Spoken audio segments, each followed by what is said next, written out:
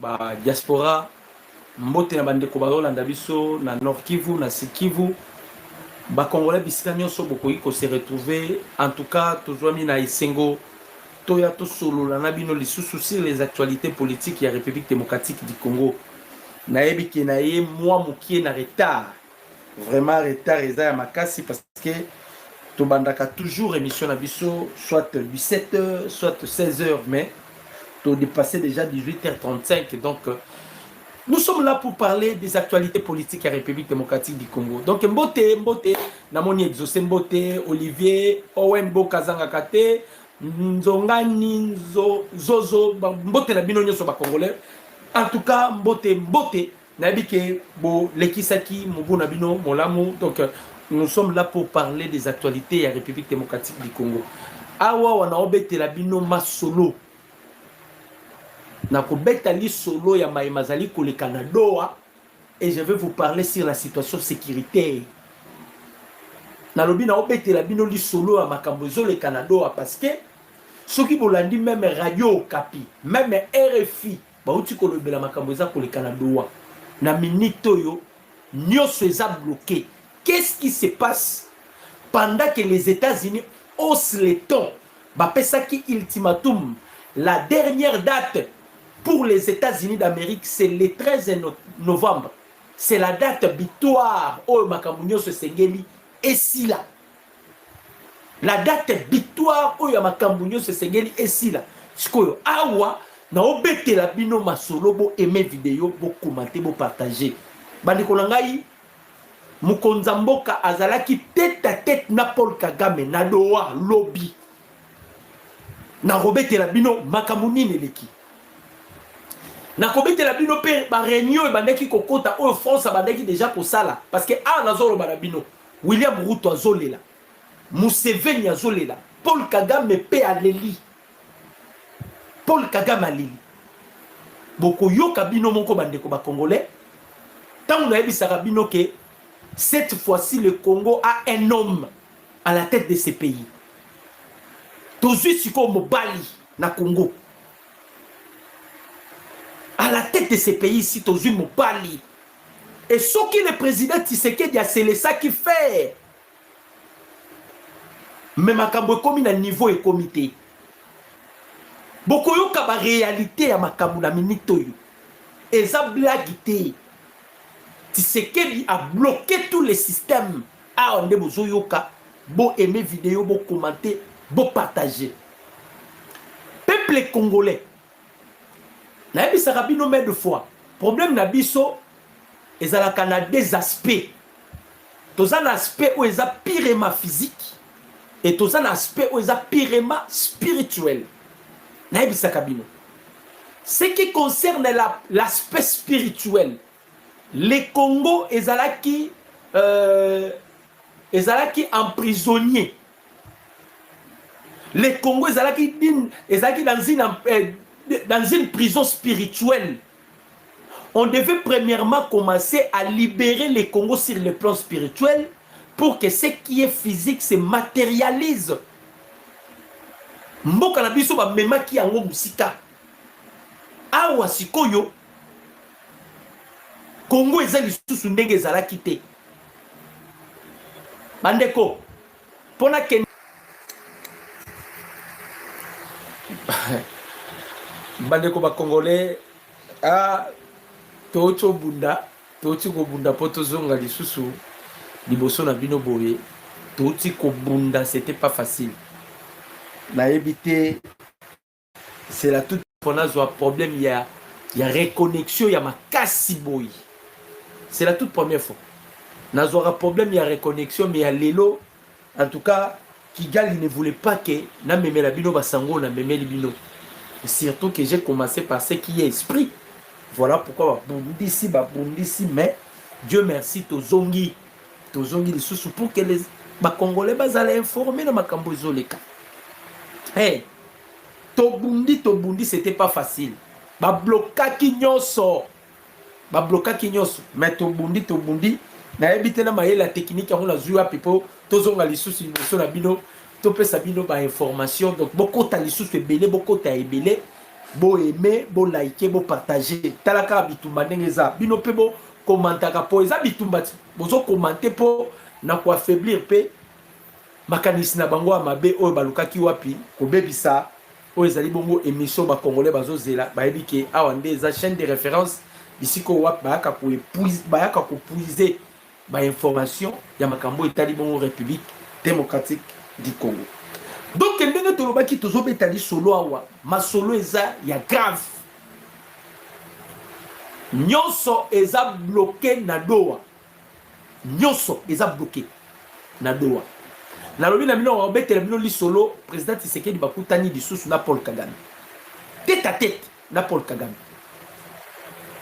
Na ba page moko boye ba mekaki un peu kobimisa ngo parlant de to tiraki information mais ba page ngo ba limbu son donc balingaki peneza lelo ko moko ba yeba te ezalaki président Tshisekedi na Paul Kagame. Na ebisi bino ke les Américains ba pesi belé pour les Américains date na bango victoire eza le 13 novembre. Il faut signature ya accord de paix et salama na Washington. Donc voilà pourquoi vous avez vu Doha a créé sommet na sommet wana on a invité Paul Kagame bomoni pe ba roi Philippe roi ya Belgique et ya Belgique bazalaki kuna. Donc makamboza makasi na niveau où vous ne pouvez pas imaginer. Problème est nini. Le président Tshisekedi tango asilisi na France, conférence na Paris. Invitation eye chef de l'État falaki akende na Égypte. Tobetaki li solo Égypte, boyoka kiango. Mukonza mboka akei na Égypte. Tango akomi na Égypte, le chef de l'État alingaki azonga awa pour akende Brésil parce qu'il y a Nini Akopa et au Salama na Brésil à ce qui concerne le problème climatique que les chefs de l'État doivent prendre aussi part à ses assises. Il fallait qu'il y ait des Brésil. Le chef de l'État n'avait pas l'intention de na Qatar, pour votre information. Dans le bino, na obete la bino masolo sur les Canada. Mokonza mboka azalaki na posa ya kokende na Qatar te. Ezalaki na agenda na yete. Les Émirats ya Arabes Unis babengi mokonzi ya mboka kobenga. Babengi pona koyebisa yeke Paul Kagame akozala aza déjà awa. Donc yope sengeli usala nini oya. C'est pour cela le chef de l'État kolongwa na en Égypte mbala moko akei na Qatar. Tango akendaki premier jour ezalaki premier jour tene bakutanaki na Paul Kagame. Mokonza mboka bakutani na Kagame lobby. Et puis bakutani na Kagame wapi na couloir. Bakutani na Kagame na couloir. Problème ezo s'opposer eza nini? Makambo zo mone ezo s'opposer eza nini? France, après avoir kosala sommet na bango bauta kosala ba français sommet na bango ya conférence na bango conférence de Paris, après kosala yango la France a créé qui lisusu mini sommet na mini sommet en France a créé qui Ouganda a même qui cahier de charge na bango. Ouganda ebisi ba français. Il faut que les Français va peser pour y à se retrouver dans la Calbeille. Boyoka makambo. Bandeko, boyoka. Parce que awawa makambo komi ko bundama eza makambo ya intérêt. Les intérêts de la minute. Alors, Ouganda demandait à la France de s'imposer pour la makambo ya lac Albert. Ça c'est l'Ouganda. Maintenant, les Américains, Bayebisi, Rwanda, Bayebisi, Ouganda, Bayebisi, Kenya, Biso toa lelo kwa kusala te. Wana ba Américain, Biso tozela le 13 novembre pour tokata makambo nyonso. Vous devez aller parler avec Tshisekedi. Place makambo vandi yango ya on a ebisi bino que tout est bloqué na Doha. Nyonso eza kokangama. Les Américains bazongisi makambo nyonso na maboko ya Tshisekedi balobi que ça soit Ouganda, que ça soit Kenya, que ça soit Rwanda, allez négocier avec Tshisekedi. Allez négocier avec Tshisekedi. Bandeko. Tshisekedi kuna na Doha verbe moko kaka. Hey. Refusé. Nyoso bazoya nango refusé. À ce qui concerne l'Union européenne. Parce que bakota ki basolo lina mukonza mboka. Union européenne basengi mukonza mboka atela Paul Kagame na c'est-à-dire atika makambo eleka ki eleka babanda makambo ya zéro. Ça c'est l'Union européenne qu'ils veulent défendre Paul Kagame. Bazo défendre Paul Kagame pour nanine na ebisaka bino eloko yo. Bras de fer et koti makasi parce que bamoni ke Tshisekedi a telemeli makambo etali bongo génocide.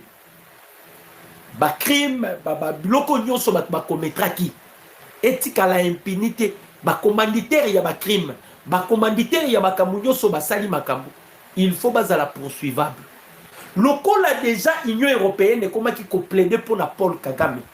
Voilà pourquoi vous avez vu les chefs de l'État dans le discours à répondre bango. Bola na mikolo mukonza boka na ba discours na ye. Bisiko wapi ba réponse ya ba question nyonso. O ezo tout na ba ya ba Macron, o ezo tout na ba Belgique, o ezo tout na ba azo répondre bango na ba discours. Boki makambo mukonza boka lobi na discours. Alors si vous allez parler sur une paix durable, la paix durable sera instaurée à une seule condition, il faut que la justice soit sociale. Il faut la justice sociale pour que la paix est à la durable. Donc, à répondre à l'Union européenne, pour aller plus loin, Kagame a demandé pardon. Parce que quand on voit l'Union européenne qui plaide pour la Kagame, ce n'est pas l'Union européenne, c'est Kagame qui est allé vers l'Union européenne pour la Koyebisa Bango, Boyebisa Tshisekedi, Atanasi. C'est-à-dire, Aza bloqué. Loko Aza bloqué, Américain ba lobby, Ezala Museveni, Ezala Wenani William Ruto, Ezala Paul Kagame, Bokene Bosola Tshisekedi. Soki Anzimi, Bisoto Yate. Mais Soki Tshisekedi a boy, Bisoto Ebika date moko. Le 13 novembre, Ekolekate, beaucoup signé l'accord de paix. Maintenant, dans le couloir, on déplace Bakuta, ni place Makambunyo sur Salim. Tobanda Koebi Sabande Koba Congolais. Vous voyez que Joseph Kabila, Azala qui sire na ba officier. Lolendo Monaki Kabila, Abima qui va sortir médiatique. Pour la Koloba, oh non, na Zozonga, boye. Kabila était sire na ba officier. Kabila. Azala qui sire na ba soda na ye. Azala qui sire na ba toyo à côté ça na mixage na brassage pour votre information. Et Kabila eba que tout ça deviendrait facile. Mais on a zoé bisabino. Le système de Kabila est complètement détruit. Kabila n'a plus d'espoir. Kabila a son espoir.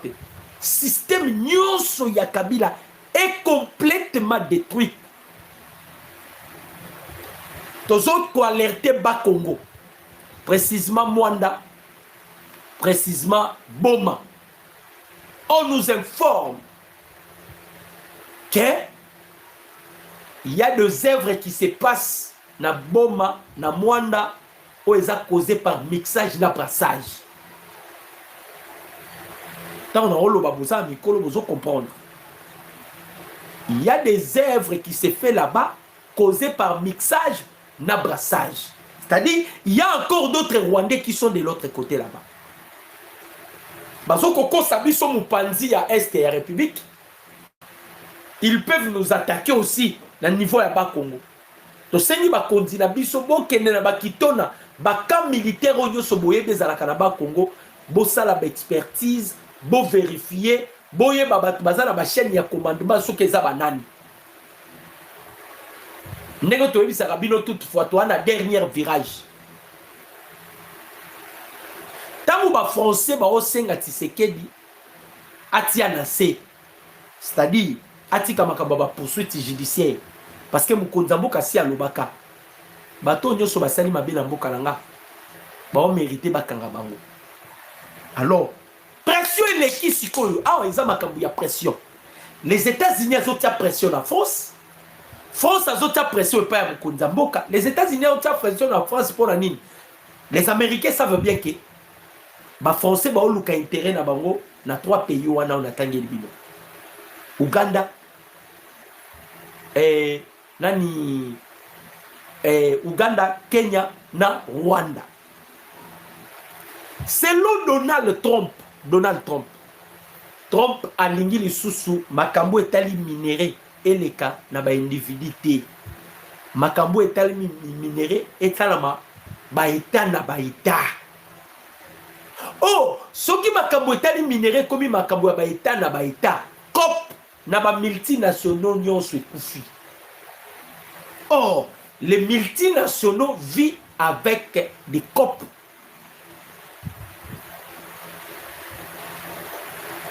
Les multinationaux vivent avec la COP. Mouto va payer sa mission à Makamba COP, c'était Paul Kagame. Maintenant que les États-Unis d'Amérique baligné Makamba COP, l'Union européenne, bazana on a besoin de COP. Bisika bitumbevani yangoan. Pour l'Union européenne, bazana on a makambu ya COP. Mais les États-Unis ne veulent plus cette fois-ci makambu ya COP.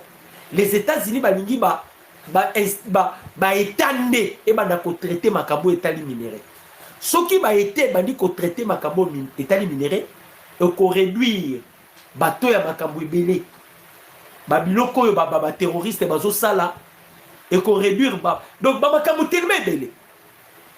Maintenant, qu'est-ce que les États-Unis veulent? États-Unis, bazozela solution ezobima na Doha. Yango moni ba américain ba lobby que ça soit Museveni, que ça soit Paul Kagame, bango nyonso ils sont baza obligés d'aller voir Tshisekedi, basolola Tshisekedi. Tshisekedi pas bloqué. Boyo kamakambo oyo ezoleka na Doha.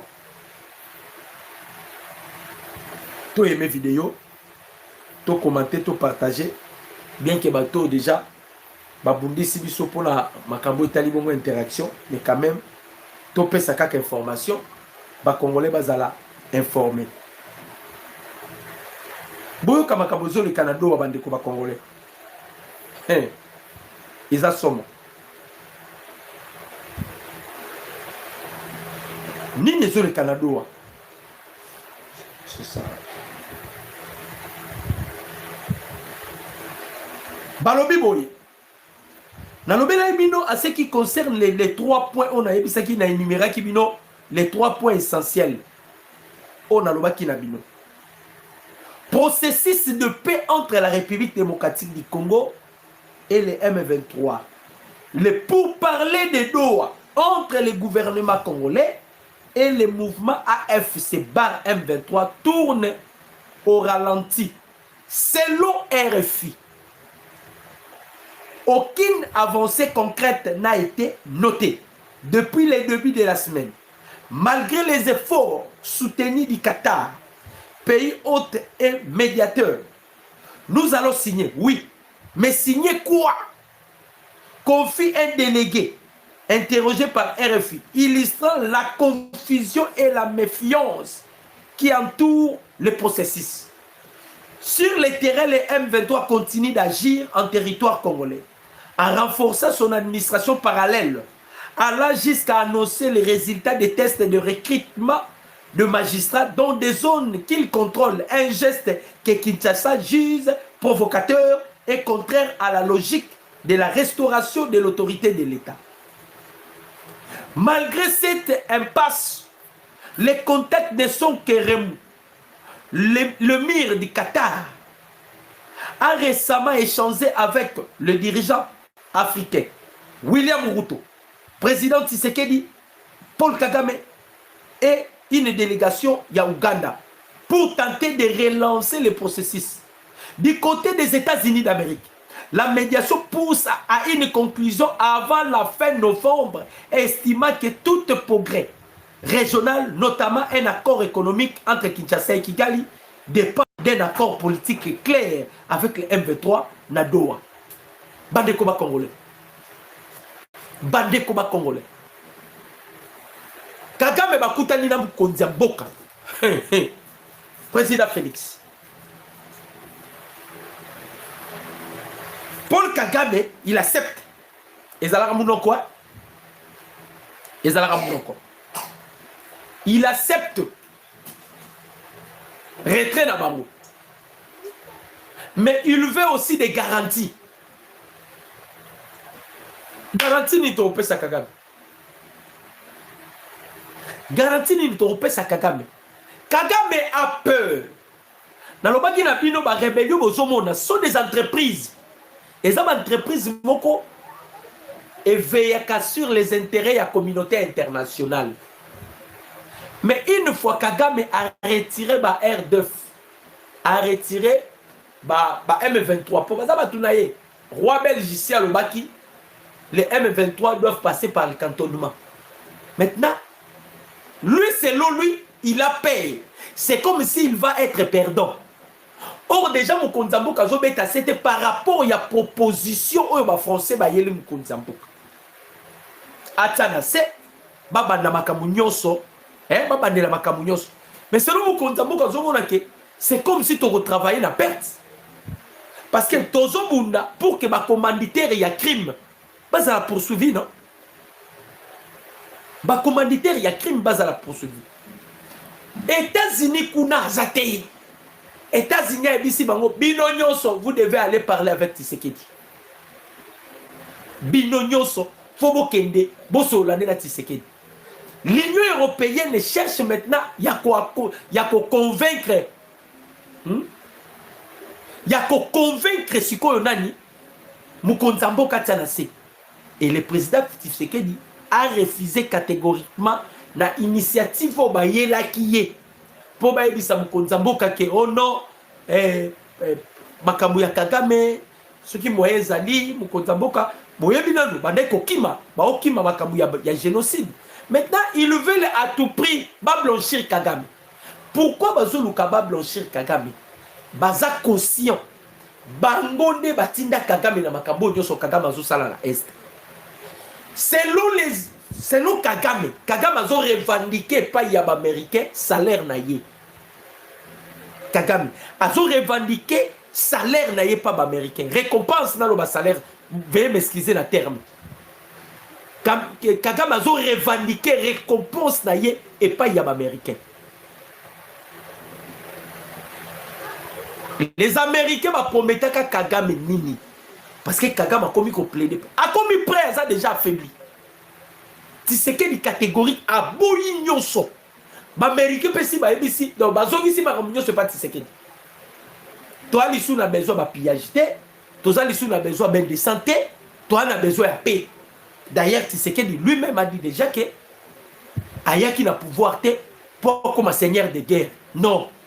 Ayaki n'a pouvoir pour construire. Pour reconstruire le pays. Donc, il veut la paix. Maintenant, pour Nakagame, paix, on a dit qu'on ne vient pas. Paix, on a dit qu'on ne vient pas. Mais Kagame, ils veulent maintenant qu'il soit récompensé par rapport à Moussalo à Salela Bamindele. Toi, Bisarabino Bamindele. Kagame, c'est un robot que vous avez créé. Mais robot, il y a un problème lobby.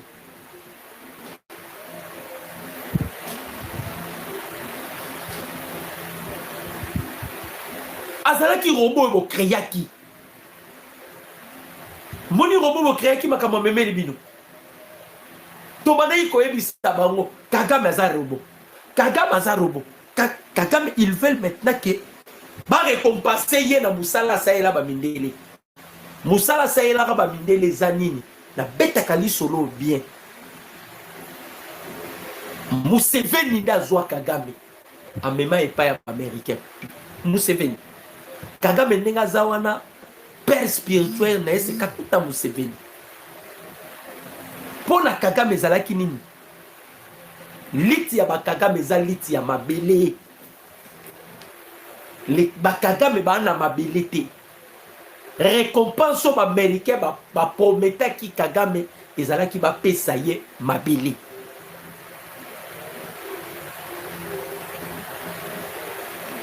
récompense ezalaki mabele. Maintenant awa déjà va bloquer makambo nyonso. Awa déjà va bebisi makambo nyonso.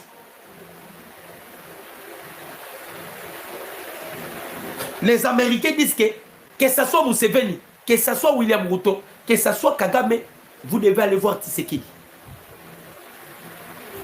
Kagame a senti déjà qu'il est bloqué.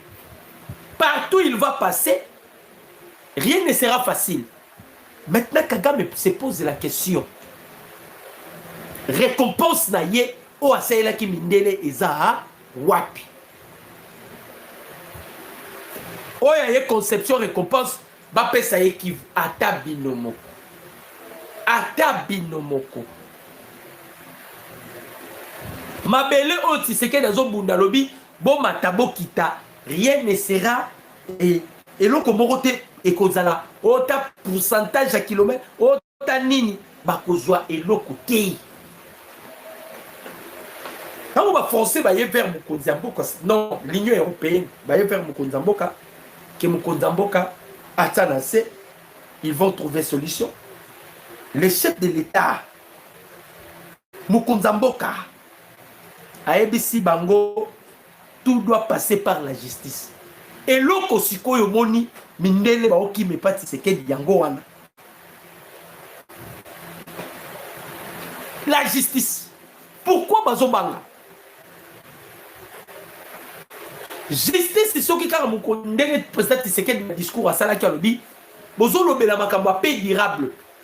Mais eloko ekoyi ko sala ke paix za la durable. Si la justice est sociale. La justice sociale. Or, ce qui me condamne à épingler justice, et ça, le coup là, à charger maintenant la communauté internationale. À charger Mindele. Parce que Mindele n'est pas qui Kagame, mais ça y est, ça là. Contrepartie, ils avaient promis à Paul Kagame Kivu. Il y a un peu de bêta solo sur la République du Kivu. Ils avaient promis à Paul Kagame Kivu. Mais Kagame a reçu Kivu au moment où Tshisekedi passe à déterminer. Dans le lobby, les Américains de Bapoïsi. Doa fo asala nyonso makamuna yesi la pour les 13 écoles kate. Ça, Donald Trump qui a donné l'ultimatum et pas y a des Émirats Arabes Unis.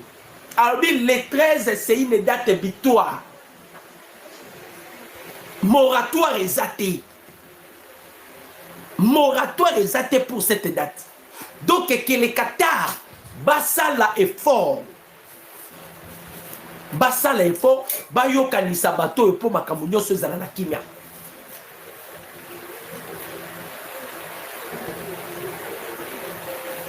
Sikoyo Qatar peut être bloqué.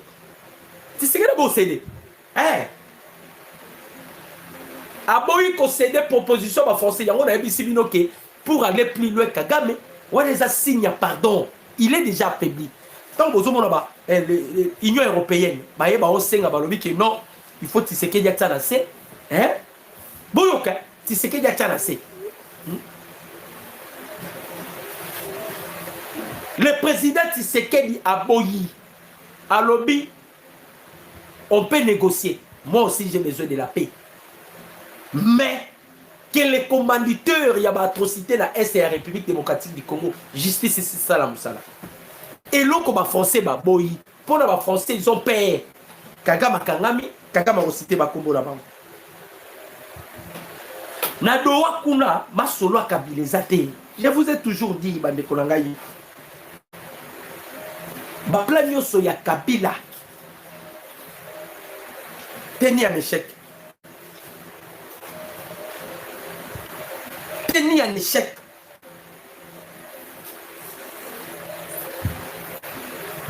Une fois que côté wana makambo si bandeko na lobi na binoke c'est fini. Kabila déjà yebobo san. Problème za kaka. Makambo za na doa. Le président Tshisekedi a refusé.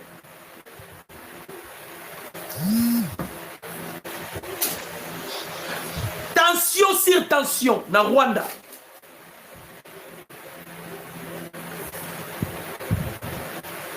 Le président Tshisekedi dans le discours a énuméré qui 3 choses. Le chef de l'État a l'obéla qui suit, quoi annexé. A l'obéla qui suit, il y a 3 points le chef de l'État a bâti. Que Rwanda a besoin d'annexer Congo. Rwanda a besoin de ça. C'était encore quoi? A l'obéla il a mis ça tout. On a un discours, il y a Nini. Il y a conférence de Paris. Dans le discours, il y a conférence de Paris. Mais accueillir Kolobela sur la justice, tout cela, les chefs de l'État, ont répondu à la communauté internationale par rapport à la demande de Nabango.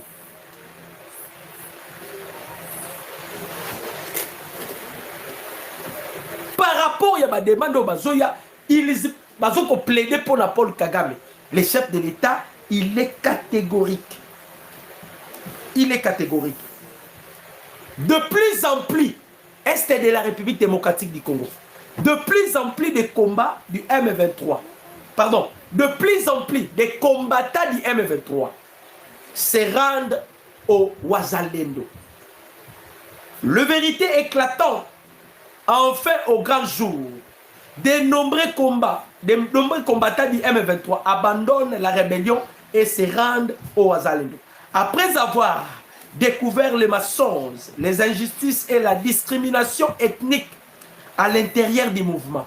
Voici les raisons principales qui les poussent à quitter ces groupes terroristes. Bakomi Kokima, Boyoka raison principale. Le M23 est devenu un mouvement mono-ethnique Tutsi dirigé directement depuis Kigali. Seuls les Tutsis sont bien payés, bien nourris et bien équipés, pendant que les autres combattants sont laissés dans la misère. Les combattants découvrent que leurs chefs vivent dans les lix au Rwanda, alors qu'eux meurent inutilement sur le sol congolais. Le Rwanda envoie ses propres soldats déguisés à M23 et ces Rwandais commandent les Congolais avec mépris. Les M23 promettaient la libération, mais en réalité, il ne fait que servir les intérêts du Rwanda et piller les richesses du Congo. Les combattants voient que les M23 tuent leurs propres frères congolais, brûlent le village, violent les femmes et massacrent les civils. Les familles des combattants non Tutsis sont abandonnées, sans aide ni salaire, pendant que celles des Tutsis reçoivent tout du Rwanda. Certains combattants témoignent que même le blessé non Tutsi ne sont pas soignés. On les laisse mourir comme des chiens. On dit Magamozo Salama. M23. C'est pour toutes ces raisons que plusieurs se rendent volontairement au Wazalendo, ces vrais patriotes qui se battent pour l'honneur, la dignité et la souveraineté de la République démocratique du Congo. Même Nango Bozomona, bande combat congolais, Nanga Bozomona, c'est un prisonnier. C'est un prisonnier. Nanga, c'est un prisonnier. Bazo vivre calvaire. Donc, Awawa, que ce soit Paul Kagame, que ce soit Kakuta Museveni, que ce soit William Ruto, comme il faut qu'on dépend de la président Tshisekedi.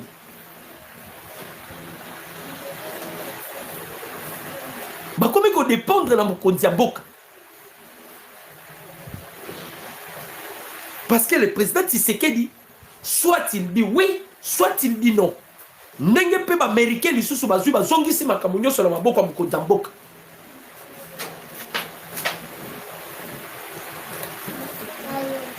Balobi Mukonzambo Kaebisi Kagame. Qu'est-ce que vous attendez de quitter mon pays?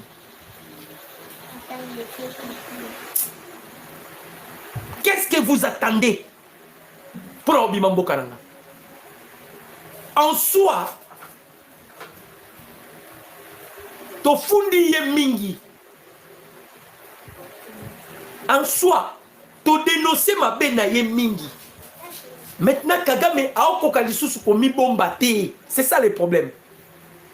Les Américains balobi soki le 13 novembre leki. Oyekoya, ils ne seront plus responsables. Ils ont fourni tous les efforts pour la kokotisa kimia.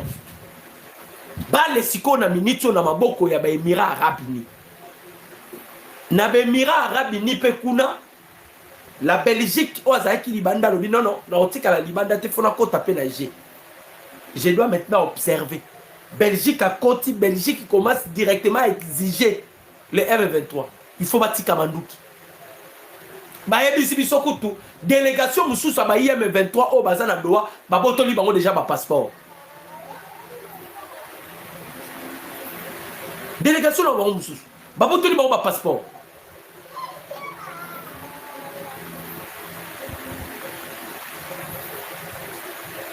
Délégation na bango Moussousa Babotoli ma passeport.